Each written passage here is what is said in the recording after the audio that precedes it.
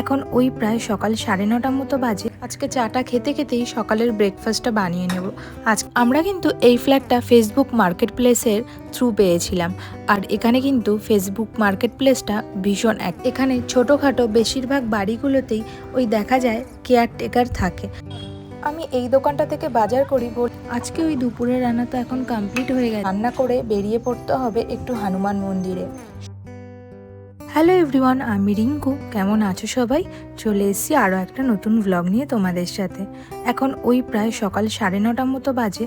তো আমি উঠে পড়েছি, আর অমিত তো নাইট শিফট করে এসছে বলে এখন ঘুমাচ্ছে ও।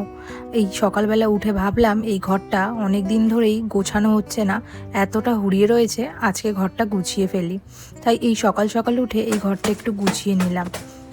ওদিকে আমার জন্যে 1 কাপ চা বসিয়ে দিয়ে এসেছিলাম, এসে দেখলাম চা হয়ে গেছে। আজকে চাটা খেতে খেতেই সকালের ব্রেকফাস্টটা বানিয়ে নেব। আজকে ভাবলাম সকালের ব্রেকফাস্টে একটু চিড়ের পোহা বানাই। চিড়েটা ধুয়ে জল ঝরাতে দিয়ে ততক্ষণে ওই আলু আর পেঁয়াজটা একটু কেটে নেব। চলো আজ আবারও একটা নতুন অভিজ্ঞতা শেয়ার করি তোমাদের সাথে। তবে আগের একটা ভ্লগে আমি হয়তো বলেছিলাম যে এই ফ্ল্যাট পাওয়া নিয়ে অনেকেই অনেক ঝুঁকি হয়ে থাকে, আর সেখানে বলেছিলাম যে আমরা কিভাবে এই ফ্ল্যাটটা পেয়েছি। তো আমরা কিন্তু এই ফ্ল্যাটটা ফেসবুক মার্কেট প্লেসের থ্রু পেয়েছিলাম। আর এখানে কিন্তু ফেসবুক মার্কেট প্লেসটা ভীষণ অ্যাক্টিভ। এখানে ওই যে বাড়িগুলো ওনাররা থাকে তারা কিন্তু ওই বেশিরভাগ সময় যদি থার্ড পার্টি না চায়, সেক্ষেত্রে ওই ফেসবুক মার্কেট প্লেসে এই ঘর বা রেন্ট দেবে সেই অ্যাডভার্টাইজটা দিয়ে রাখে। আর সেখানে ডেসক্রিপশানে অল ডিটেলস দেওয়া থাকে। মেসেঞ্জারে কানেক্ট করে তুমি অ্যাভেলেবেল আছে কি না জিজ্ঞেস করে ওই একটা শিডিউল টাইম দিতে হয়, তারপরে ওনারা বলে দেন তোমাকে কবে আসতে হবে। যদি তুমি কোনো ওনার থ্রু পাও তো খুবই ভালো, সেক্ষেত্রে কিন্তু তোমার ওই থার্ড পার্টির যে টাকাটা দিতে হয় সেটা তো বেঁচে গেল, আর সেটা কিন্তু যথেষ্টই হয়। দিল্লিতে থাকতে দেখেছিলাম ওখানে 1 মাসের অর্ধেক ভাড়াটাই দিতে হতো, কিন্তু এখানে এসে দেখলাম থার্ড পার্টিকে ওই 1 মাসের পুরো ভাড়াটাই দিতে হবে প্রথম 1 মাসের। অন্য জায়গাগুলোতে 1 মাসের রেন্ট আর ওই 1 মাসের ডিপোজিট দিলেই হয়। ব্যাঙ্গালোরে কিন্তু সেটা হচ্ছে 10 মাস বা 12 মাসের ডিপোজিট দিতে হবে তোমাকে। আর এখানে ছোটোখাটো বেশিরভাগ বাড়িগুলোতেই ওই দেখা যায় কেয়ারটেকার থাকে, কারণ এখানে ওই ভাষাগত যে প্রবলেমটা তোমরা সবাই শুনেছো। তো ওই বাড়ির ওনাররা ডিরেক্ট সরাসরি যাদেরকে রেন্ট দেয় তাদের সাথে কথা বলতে চায় না। কিন্তু সব ক্ষেত্রে কিন্তু তা হয় না, কিছু কিছু ওনাররা ভীষণ ভালো হয়। যেমন আমাদের ওনার ডিরেক্টলি নিজেই কথা বলেছিলেন। আমরা ঘর দেখতে আসলে দেখেছিলাম যে উনি এই বাড়িটায় থাকে বলে উনিই দেখায়। আরও একটা ব্যাপার আছে, সেটা হচ্ছে এখানে তুমি ওই ওনার রিলেটেড বাড়িগুলোতে থাকলে একটু তো সমস্যা হয়, কিন্তু তুমি যদি কোনো সোসাইটিতে বা কোথাও অ্যাপার্টমেন্টে ঘর পাও সেক্ষেত্রে একটু সুবিধাই হয়। সেখানে ওই ইন্টারফারেন্সটা হয়তো কম হয়, তবে হ্যাঁ, প্রত্যেকটা অ্যাপার্টমেন্টে কিন্তু এখানে ওই রেন্টের সাথে সাথে একটা মেনটেনেন্স চার্জও বিয়ার করতে হয়। প্রতিটা জায়গারই একটা এলাকা ভিত্তিক রেন্ট হয়, সেটা কিন্তু ব্যাঙ্গালোরেও ব্যতিক্রম নয়। যে জায়গাগুলোতে অফিস এরিয়া তার কাছাকাছি থাকতে গেলে তখন তো একটু রেন্টটা বেশিই পড়ে যায়।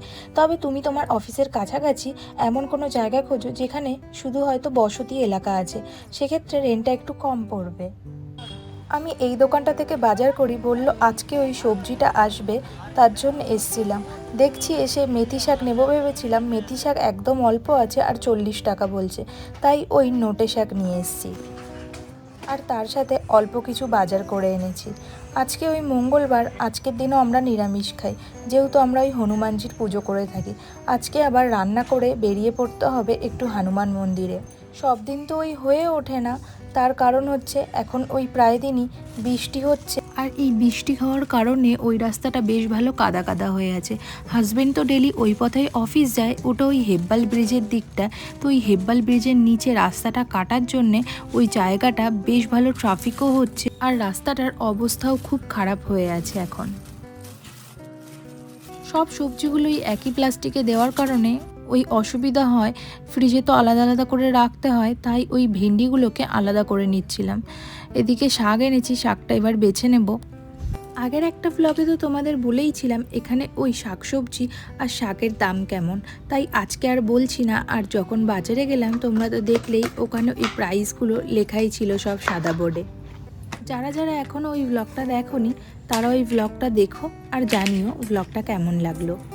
এই সব ঘর বা রেন্ট জাতীয় কথা বলতে গিয়ে একটা কথা বলতে ভুলে গেলাম, সেটা হচ্ছে আমরা কিন্তু এই বাড়িটা তো দেখেছিলাম আর আরেকটা বাড়ি দেখেছিলাম। ওই ফ্ল্যাটটা 1 BHK ছিল আর এটা 2 BHK এখন আমরা যেটাতে থাকি। তো দুটোর কিন্তু রেন্ট সেমই ছিল, কিন্তু এই বাড়িটার আশেপাশে চারিদিক দিয়েই ওই মার্কেট আছে, বাজার, মুদিখানা দোকান, ডিপার্টমেন্টাল স্টোর সবই আছে। আর ওই ফ্ল্যাটটাও ওটাও কিন্তু এরকমই বসতি এলাকায় ছিল, কিন্তু ওটার নিচে একটা ওই স্টোর মতো ছিল, সেখান থেকেই ওই পাড়ার সবাই দোকান বাজার করে থাকে। এইগুলো একটুখানি দেখে নিতে হয় ওই ঘর দেখার সময়। এখানে যারা ঘর নেওয়ার পর ভাবছো যে ঘরের যত সব আসবাবপত্র বা জিনিসপত্র কোথা থেকে নেব, সেগুলো ট্রাস্টওয়ার্দি হবে কিনা, সেক্ষেত্রেও কিন্তু ফেসবুক মার্কেট প্লেসটা ইউজ করতে পারো। যারা এখান থেকে মুভ আউট করে তারা তাদের সমস্ত জিনিসপত্র ওই ফেসবুক মার্কেট প্লেসের থ্রু তারা ওই মুভ আউট সেল দেয়।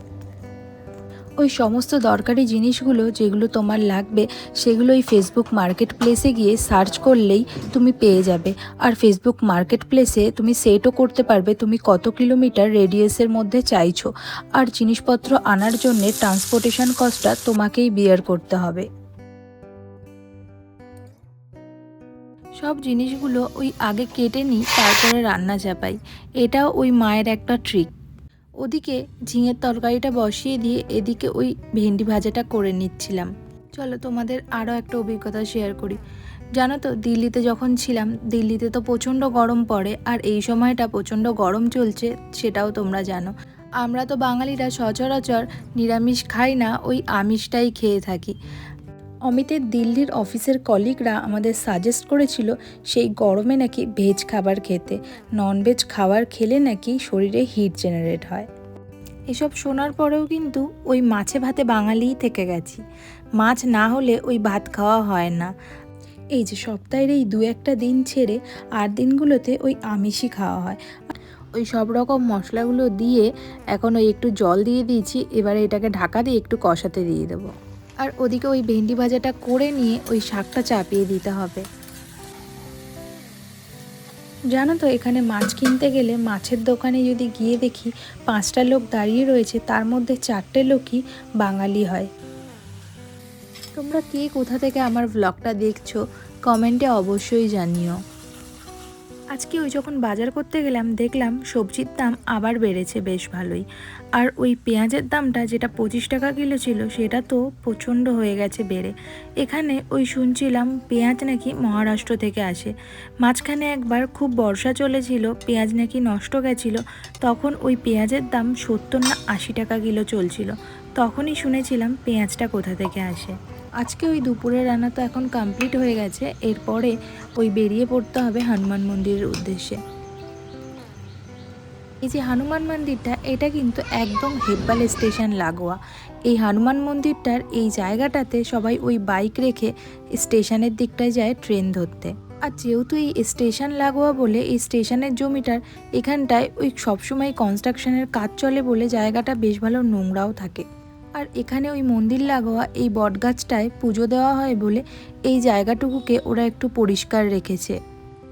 আজকে তো এখানে এসে দেখছি ওই যে রাম, লক্ষ্মণ আর হনুমানজির মূর্তিটা থাকে সেগুলো এপাশ ওপাশ করে রেখে দিয়েছে। আমরা আরও একটা হনুমান মন্দির আছে সেটাতে যাই, কিন্তু সেই হনুমান মন্দিরটায় প্রথম যেতাম, এখন মনে হয় এই জায়গাটা আসলেই ভালো হয়, কারণ এই জায়গাটা এত ফাঁকা ফাঁকা থাকে আর বেশ সুন্দর করে পুজোও দেওয়া যায়। চলো বন্ধুরা, আজকের ব্লগটা এখানেই শেষ করলাম। দেখা হবে পরের একটা নতুন ব্লগে।